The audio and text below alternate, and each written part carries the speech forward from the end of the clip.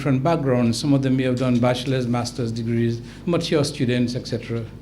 And what I would implore to you is that during the course of your training, you must not be selfish. Your only competitor is the exam. Your colleagues and your friends are your assets. So work with them. If you have a piece of information that you consider special, share it. Don't keep it to yourself.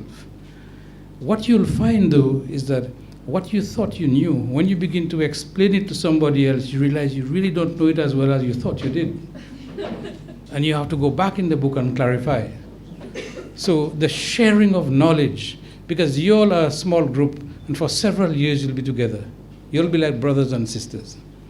And I think that you ought not to be competitive from within, but compete with the exam, compete with the syllabus, and try to attain the highest level you can. Now, I know you come here with a specific intention to write your exam, pass your exams, and be doctors. As if it is as simple as that. Not as simple as that, I can tell you. But in the course of your training, remember, you are in evolution. You are in a state of transformation. How you see a problem in year 1, in year 5, you see that problem is how to assimilate information. When you are confronted with the assimilation and retention of a large amount of information, the way you store that information is critical. Otherwise, you'll never find it. So you have to develop within yourself a method of studying that allows you to be able to store that information in little compartments that when you want it, you can get it. And not when somebody get it for you, you say, oh, yes, I knew that, But you have to get the answer, you have to get it now. So you have to develop. It's a sad thing that in all our training, we get to learn about how to study and how to remember things fairly late in the career. It's the kind of thing that we should be taught first year. But it's a trial and error, we learn. But what I can tell you, there will be a lot of information coming your way. And you will have to develop a mechanism to remember this information, to store it. And the best way is develop methods of how well you can put that information in your head. So when you want it, you can get it. There are many techniques people use. For example, there was a time I used to think that people who have good memory are brilliant. And brilliance, we know, has a genetic component. So if you're not genetically bred, well, you're in bad shape. But it's not quite like that. I think, and studies have shown that in the same way you can train your muscles to get bigger,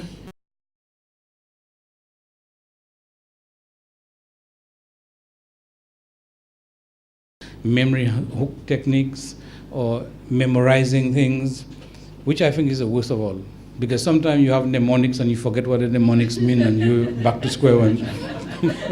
So I'm saying that note-taking is a technique. You absorb the information and write the minimum amount you require. Because it's in the books, it's on the net, it's everywhere. So don't kill yourself trying to write everything that the teacher says.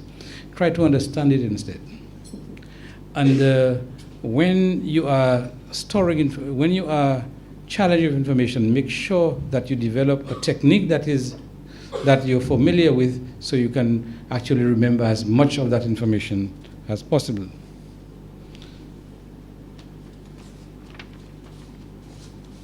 So, after you've gone through your several years, then you become a doctor. And then you decide what constitutes a good doctor. Well, I can tell you a good doctor varies from person to person, and depending on what your patient thinks. And of course, my predecessor here has told you all the ethical consideration, all the different issues that the oath that you have taken.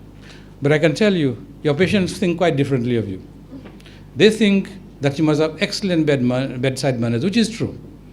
You must know how to approach your patient. You must always be smiling as if you're an entertainer, but you have to smile, you have to be nice to them, and no matter how angry you are, you have to, because they say the patient is always right, So you've got to bury your disapproval and be nice to them.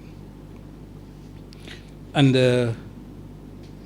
You must look calm, composed, as if nothing ruffles you in this world.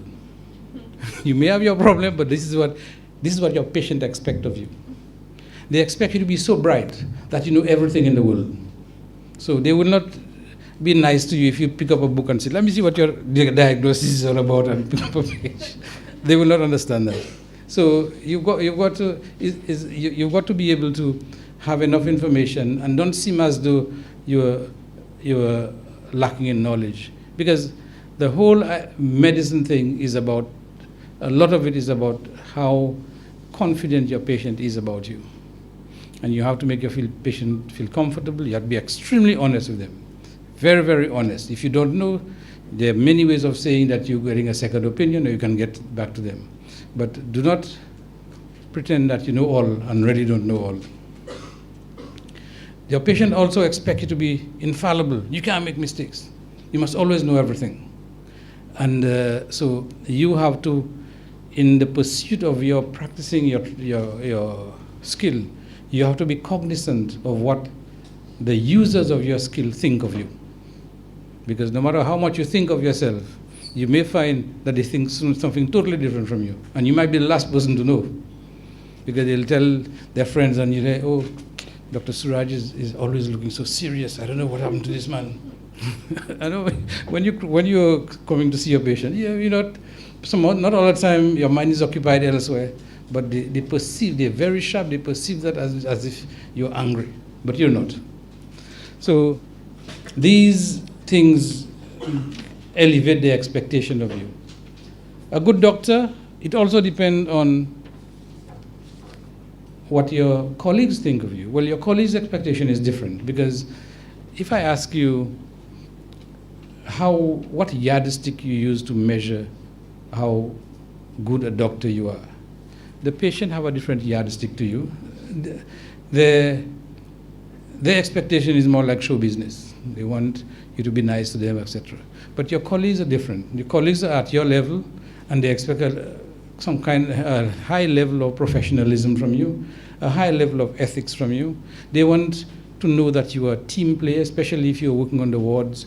You're already assigned to different work, that you don't linger around and disappear and come back when you see the consultant is passing by and disappear when he leaves. No, you've got to be around, you've got to know the work.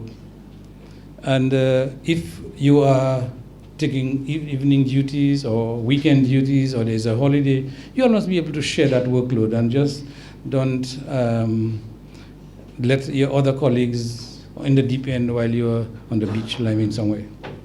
I think all these things are very interesting. Now, the evolution of the self. I have one particular story I'll give you. That